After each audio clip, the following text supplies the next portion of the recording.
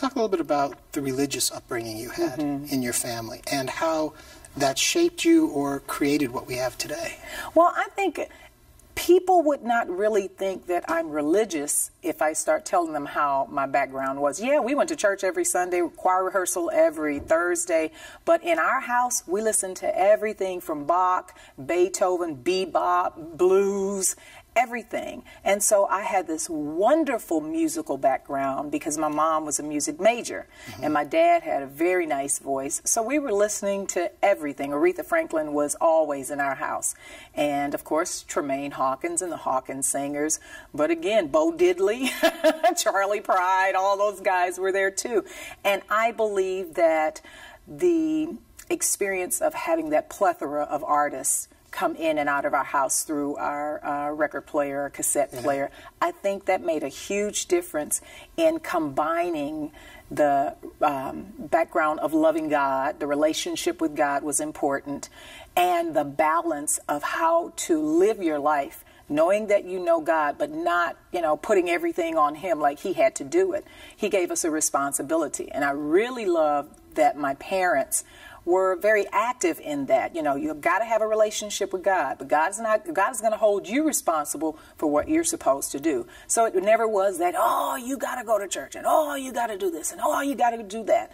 God was loving in my family. He was cool in my family. As a matter of fact, God went to the skating rink with us. So that's how cool God was. When you were finding success and fame and fortune, ever the conflict with the religion and the secular worlds coming together? I know initially the gospel community questioned you as being too pop or too... Oh, they still question me. Don't worry about it. No.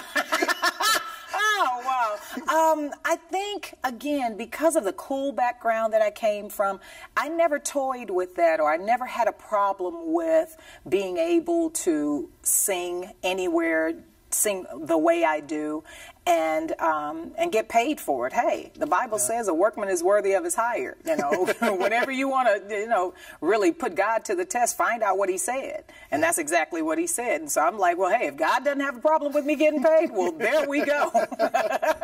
But did you find, was there tension? Was there pulling you to the secular side? Was there record companies saying, hey, why not try, let's move away from that. You could have a much bigger crowd, much bigger audience. I've heard that so many times. I mean, if I had $1 for every time I heard that, you and I would be doing this interview on a private jet. Who can cash in for us? Yes, let's do that. My mom always said this: I want you to choose the road that you would be proud of. I also want you to choose the road that would make you the happiest.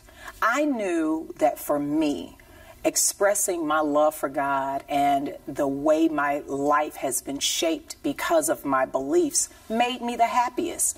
Now, it doesn't mean that I've never been in love, or it doesn't mean that I don't sing Baby Baby with Whitney or Mariah to their songs, but that wasn't, that didn't give me the most passion. And I think when you follow your passion, you never have any regrets. And I can tell you, sitting here in front of you with this big smile on my face, there are no regrets for me. Have I been asked to, you know, change from gospel music, inspirational music? Yes, I have, on many occasions. But what's the payout?